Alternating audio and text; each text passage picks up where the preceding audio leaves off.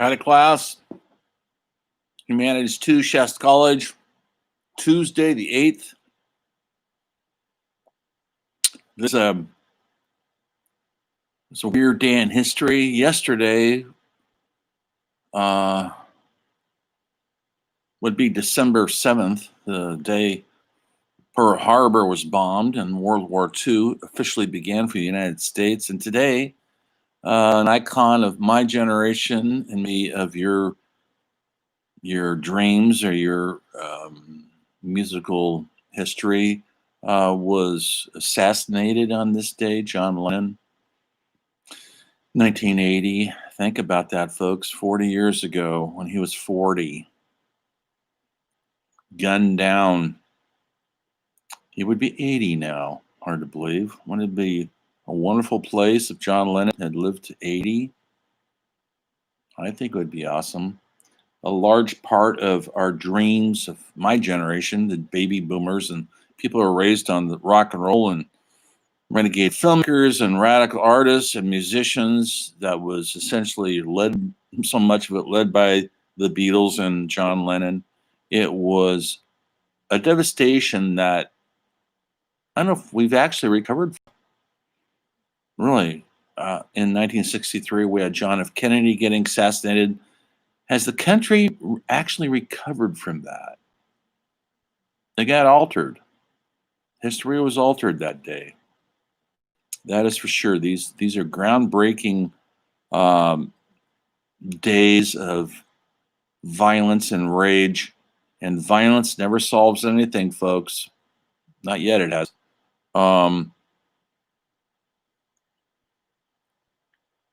So you kill somebody like John Lennon, what does that solve? Nothing.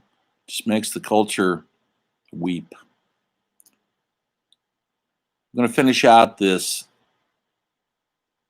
lovely Tuesday, and it was a nice day today. It's a nice fall day. No moisture in sight. Maybe next week, they say. We could use the moisture, as they say. The mountains could use some snow. We're still on our last day of cinema. Something I've been passionate about since I was a little tiny whippersnapper. And my mother would drag me to the movie theater when I was 5 and 6 years old, as her little silent partner in movies. For some reason, my dad never really cared for him, and he worked. And for some reason, my one brother was too young, but I don't know why she didn't take my brothers, but she took me to a lot of movies at a young age. And when my friends were all in grammar school, they're all seeing 101 Dalmatians and Mary Poppins and Sound of Music. My mother wasn't having any of that. I was seeing HUD with Paul Newman, The Hustler with Paul Newman, Goldfinger with Sean Connery as James Bond. It was pretty adult stuff I was seeing, and I'm not saying I understood it, but what I mean by adult, I mean content, folks. Don't get all porn on me. And it affected me forever.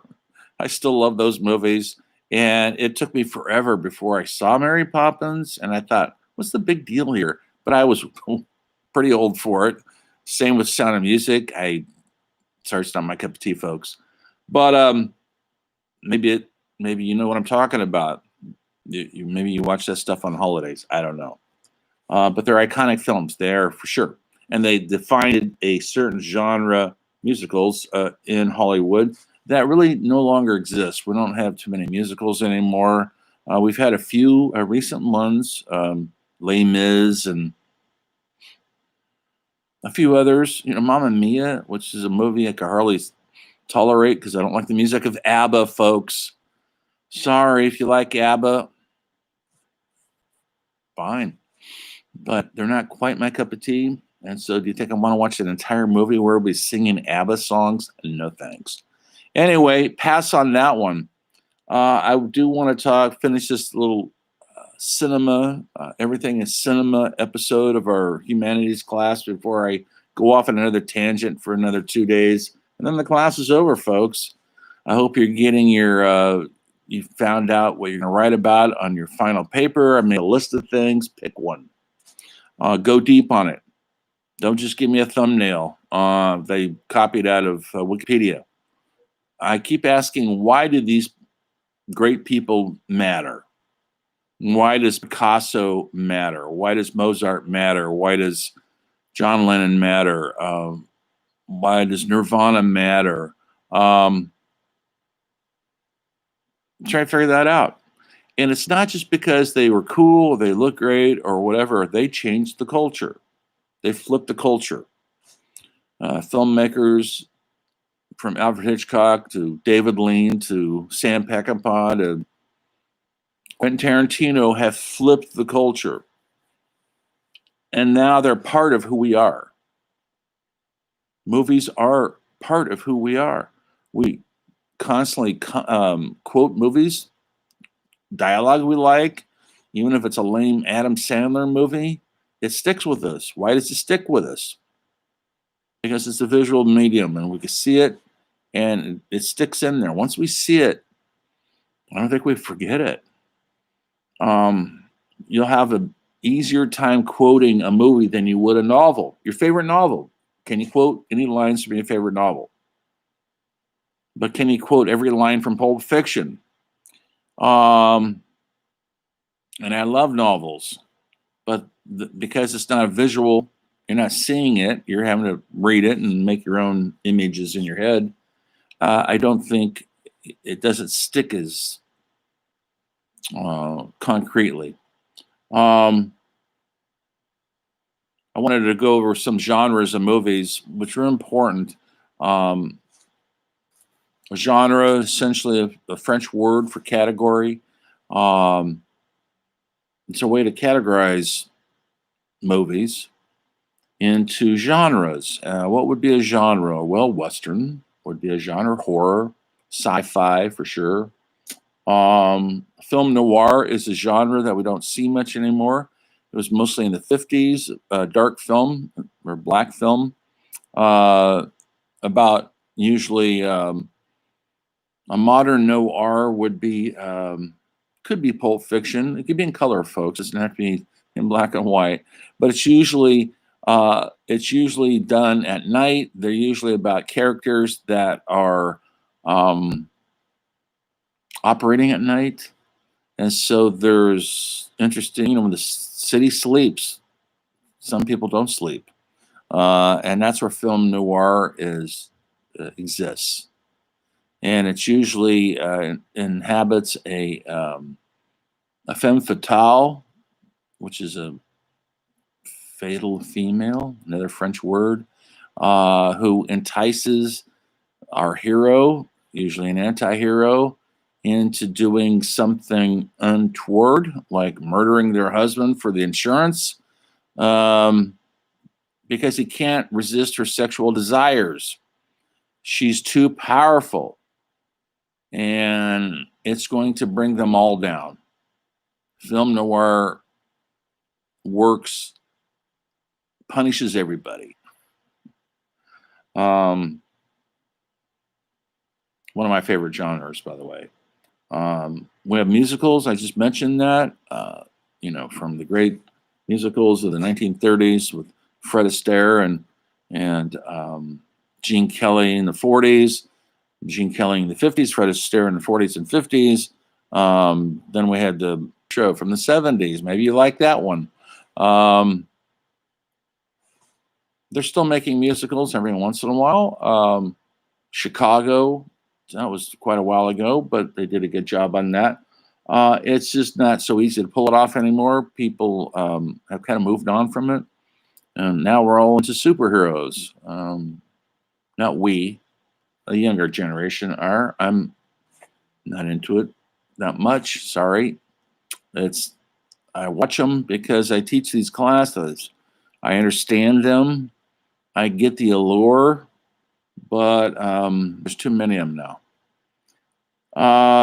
In my opinion. This is my opinion, folks. Anyway, so other genres. In the old days, they would be called screwball comedies, which were done in the 30s during the Depression. and now you would call them a rom-com, romantic comedy. You know, where the quirky girl, usually played by, there's just a couple of them doing it. She's getting along in the tooth now. I don't know if she does them anymore, but Sandra Bullock was the queen of that for a while. Like Goldie Hawn was the queen of her generation, and Meg Ryan was the queen of her generation. They're quirky, funny women who end up, through circumstance, fall in love with the quirky man, whether it's Tom Hanks or Tom Cruise or somebody named Ryan. They're still very popular because everybody likes the good romantic comedy. Who doesn't like a romantic comedy? Come on. But now we have, and then you have buddy pictures, you know, where it's actually a rom-com, but it's a bromance, they call them. And you know who does all those is James Franco and his team of guys. Seth Rogen, you know, they've done a lot of these bromance type of movies, Pineapple Express, whatever. Those guys are in love with each other. They might not have sex together, but they're more in love with each other than they are with anybody else. Anyway, those are some of the key important films that are the genres that we look for. Maybe you have a favorite genre. Maybe you like a certain type of film and you always gravitate towards that. Thriller. We have a lot of thrillers out there. Alfred Hitchcock was the queen. That's not good. He was the king of the thriller, godfather of the thriller. He was a masterful touch when it came to edge of your seat type cinema. That we're still, filmmakers are still copying his techniques and his styles. He made so many films in the same genre. He felt kind of trapped in that genre. I'm pretty sure he never made anything else. He didn't ever do a Western, didn't do a musical as far as I know. He didn't, folks. But he did one thriller nail biter after another. And that's different than a horror film. That's different than Jason coming at you or Michael Myers coming at you with a big knife with a mask, or Freddy from Nightmare on Elm Street coming out of you from your dreams. Those are definitely horror films. Then we have subgenres. We got the Scream movies, and then we got the satires about the Scream movies, which are really hilariously funny because horror movies are easy to satire. You can trade the jokes pretty easy because they're almost a satire on themselves. And then there's brilliant guys like Sam Raimi who do brilliant horror films like, drawing a blank what they're called. He's made about 4 of them by all starring the great Bruce Campbell. Anyway, they're tremendously funny, and Armies of Darkness would be one of them. They're tremendously funny and scary. They're truly scary because they come up with some scary imagery. Then there's some scary movies that are so realistically done. Early on, there'd be like Texas Chainsaw Massacre. Has anybody ever seen it? Really? Leatherface is after you with a chainsaw. You'd be screaming into the night too. Or another good example would be Last House on the Left. That's a terrifying movie about those home invaders who start slicing and dicing everybody up in the house, I should say. And they're filmed in such a way, guys like Wes Craven, Tobe Hooper, they took their horror very seriously, and they almost made it look like a documentary, like it was actually happening. They didn't fuss around. They were brutal and terrifying. Then later on, the horror genres would have subcategories. They even call it torture porn. If you saw any of the Saw movies, you know what I'm talking about.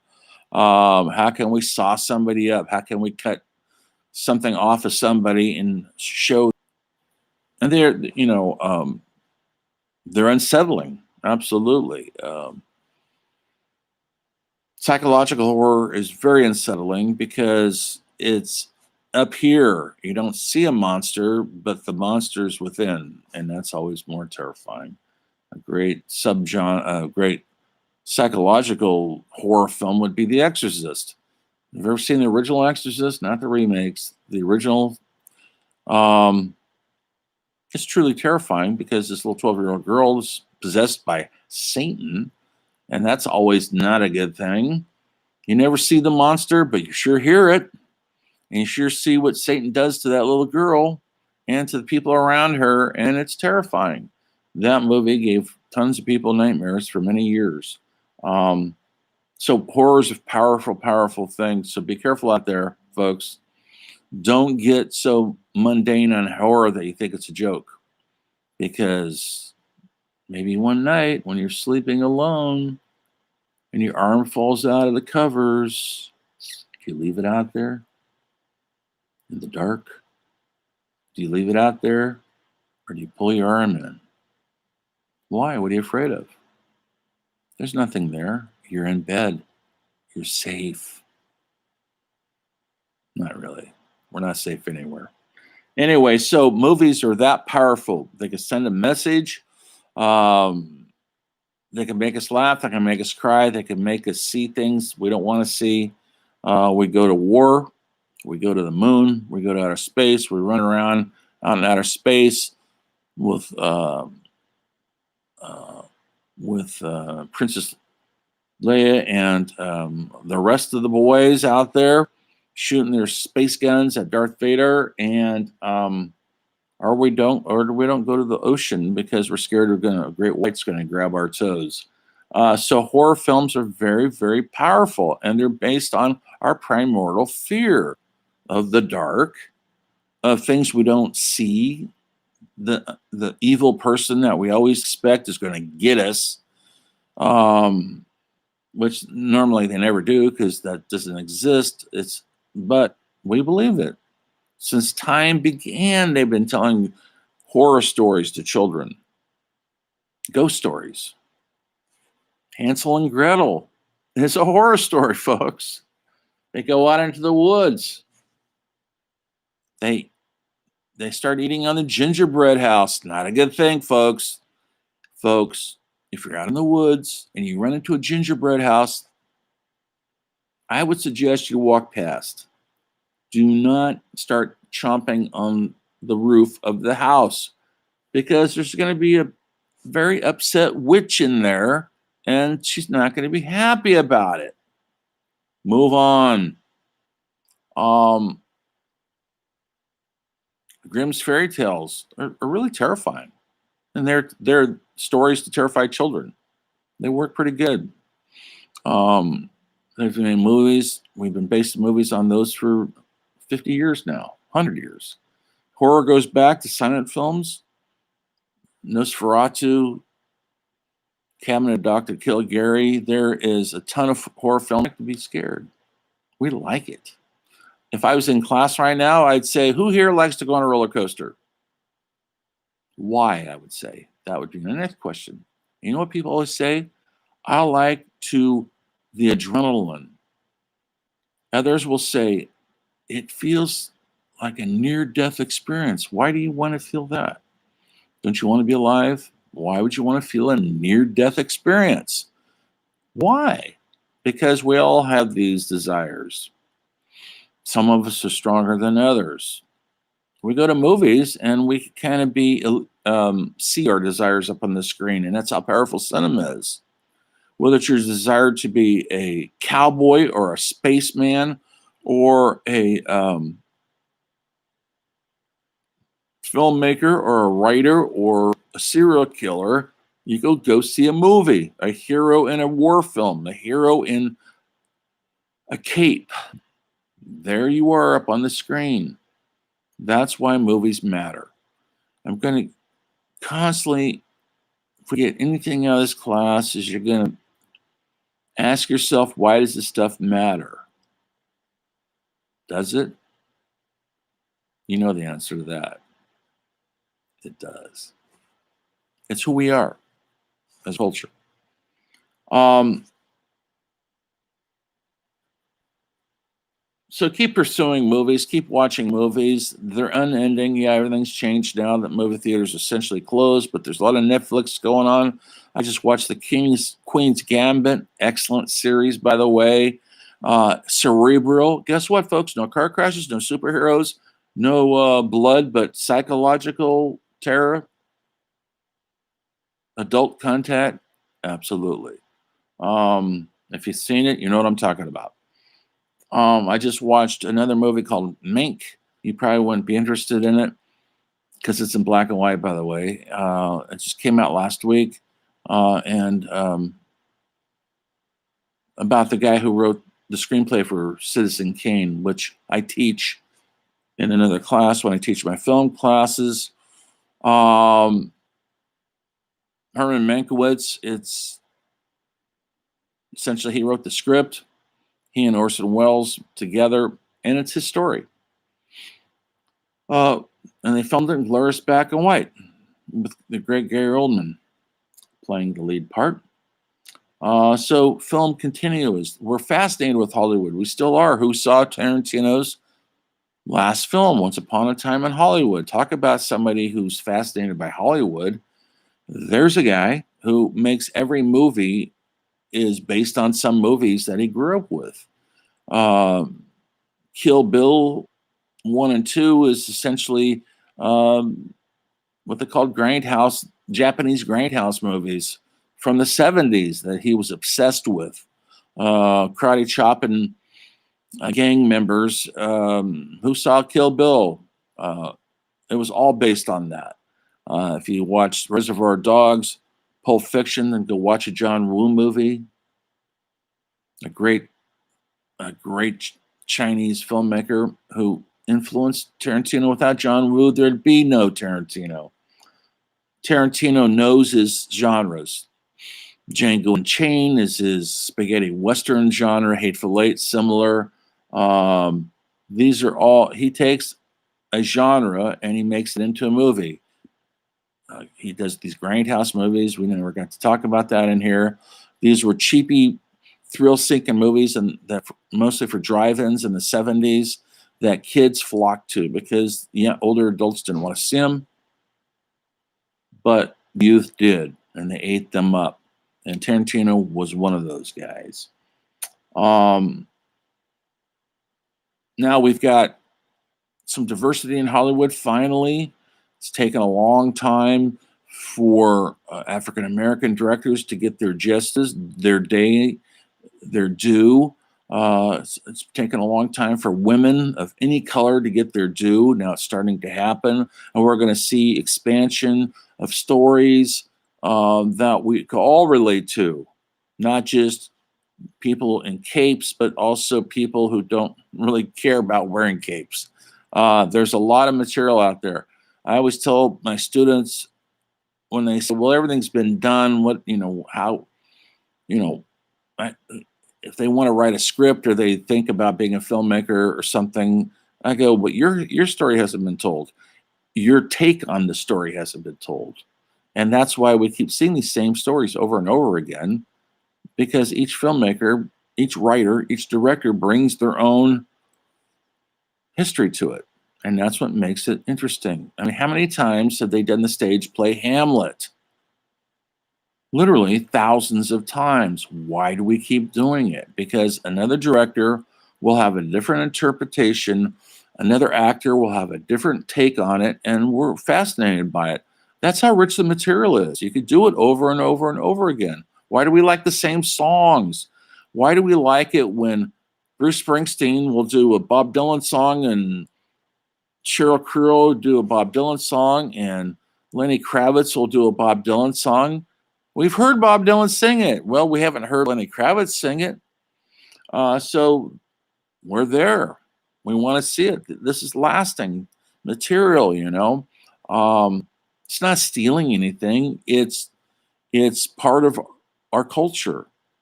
This stuff is part of our culture. The music of the Beatles to the films of Steve Spielberg. It's in our DNA now. We can't escape it. And why would you want to? It's who we are. That's how powerful cinema is. Um, I told you early on, Jean-Luc Godard, great French cinema guy who's going to be 90 this year, by the way, who actually did a movie last year, so he's still in the game. He started off in this late 50s, early 60s in France. They call it the French New Wave. And with his movies Breathless and a ton of other ones. And he said many times, in fact, I've got the book right over there, Everything is Cinema. And it sounded ridiculous when he said it. He said it, folks, 60 years ago. But think about it right now. Everybody's got a YouTube channel. You're all taking pictures of what you're eating and you're putting it on Instagram. We're all trying, everything's cinema. Everything is a story now. You might take a picture of your cat walking across the piano keys. That's a story that you want to stick up. You want someone to see it, so you put it on YouTube, and it gets 1 million hits. You get all excited because it's all cinema, folks. Is it worthy cinema? That's the other question. Anyway, it's a lot of product, but now cinema is easier than ever before. You could do it all on your cell phone. Right there, you can make the next Star Wars on that thing if you got the creativity to do it. Go watch a movie called Tangerine, filmed on an iPhone 6. Go watch Steven Soderbergh's last 3 movies. He's filming on smartphones, folks. Yes, he's spending millions of dollars also on movie stars to act in his movies, but they're filming on the technology that's right here that we all have in our pockets. Okay, it's not a genre, but it is a category because there's different documentaries have a bunch of different genres also. Do you like documentaries? You don't like them. Are they boring? Are they exciting? There's a ton of them out there. Some of them are educational. Some of them are environmental. Some of them are political. Some of them are used for humor. There's a ton of documentaries. There's personal documentaries, meaning you can film your family. And that if you're clever enough and edit it and put some cool music to it, people are going to want to watch it. Nobody has your story. I don't think. So documentaries are a huge, powerful force out there. You can make a documentary on I would say, the sky's the limit. Only thing that's keeping you from making a documentary is your imagination. So documentaries have their genres and subgenres, just like musicals do. Horror film have genres and subgenres. There's slasher films, there's terror films. What's the difference? Well, you'd have to watch them all and tell me. Do you like being terrified or horrified? What's the difference? Do you know the difference? Is there a difference? I do. Horror is you're sleeping at night and you hear something outside your bedroom window and you can't say what it is. And then suddenly you hear a scream.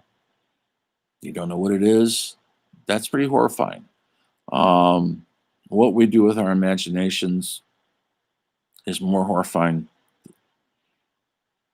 than it is terrifying. I'm just splitting hairs right now. Anyway, so cinema is everywhere. It's going to continue. It's going to be different. We're going to be looking at people starting to go to the drive-ins again. They're starting to build drive-ins because of the pandemic. Sit in your car and watch a movie in the safety of your car and your jammies and your popcorn or your beer, whatever you're doing in that car. But we need to keep watching cinema because we want to keep our story going. We want to see how it's going to end, if it does, or if it continues. With that note, this will be the last lecture on cinema. The next time I see you guys on Thursday, I'm going to be talking about believe it or not, buildings, buildings and architecture.